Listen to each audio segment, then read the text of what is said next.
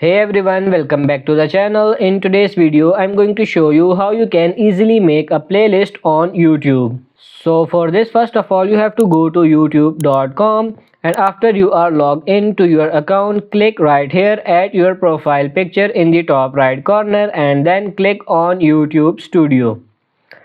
After that, you have to click on that bottom where it says create and then select new playlist. On that step, we can enter the title of our playlist.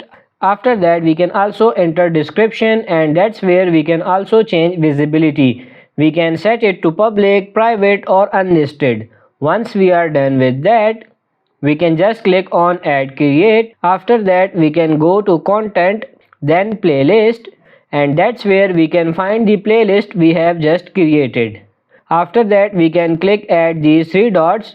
We can get a link to that playlist. We can edit it on YouTube just like that. We can change the visibility as well, public to unlisted or private. Also, we can change the title, description, and after that, to save the changes, just don't forget to click on add save. So that's pretty much it for this video. I hope this video was helpful. If it is, like it and subscribe to the channel. Thank you.